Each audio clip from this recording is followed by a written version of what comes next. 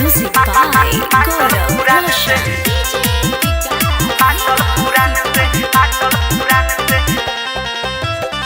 Girlfriend के बापरल सारा परे चले अपाची पचरतनिया बर गर्लफ्रेंड के बापरल सारा परे चले अपाची पचरतनिया बर मौगी भरल हगुमान से मौगी भरल हगुमान से मठे पशु तब बिहान से बियाह भइल फाटल पुरान से मठे पशु तब बिहान से बियाह भइल फाटल पुरान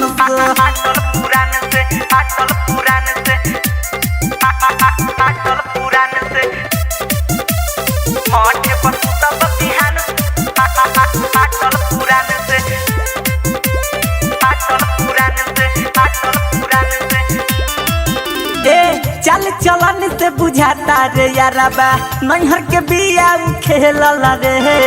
दिन भर चुरैया स्टाइल में रहे ओहू में लागता है लल रे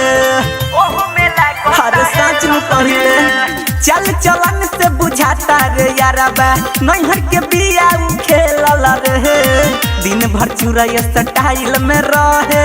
ओहू में लागता है लल रे घोटानी बोलती आसान से घोटानी बोलती आसान से मठे पशु तब बिहान से बियाह भइल फाटल पुरान से मठे पशु तब बिहान से बियाह भइल फाटल पुरान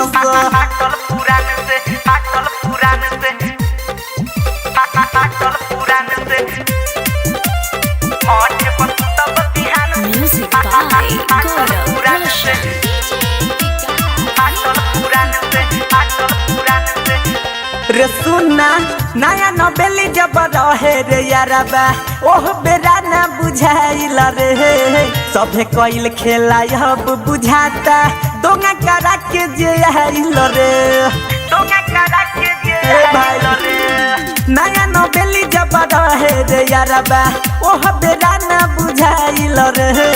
सभे कइल खेला अब बुझाता दोंगा करा के जे आइल रे सच कहतानी हम ईमान से सच कहतानी हम ईमान से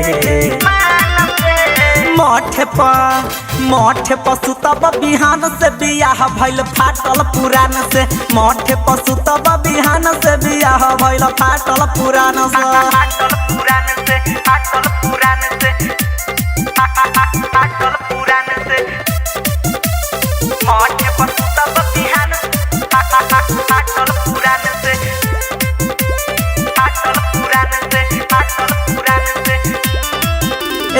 रोशन विकास सुन सूरज धीरज ऐसा न मेहरी न रह खबर है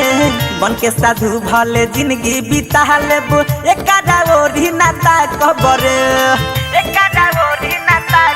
आए हाय राम जी राज सुन दीपक चंदन ऐसा न मेहरी न रह खबर है बन के साधु भले जिंदगी बिता लेबो एकादा ओरी नाता खबर फसल रहे का दो किसान से फसल रहे का दो किसान से मठे पशु तब बिहान से बियाह भइल फाटल पुरान से मठे पशु तब बिहान से बियाह भइल फाटल पुरान से बागायत्री रिकॉर्डिंग स्टूडियो राजापुर सोनी बाजार सीतामढ़ी बिहार।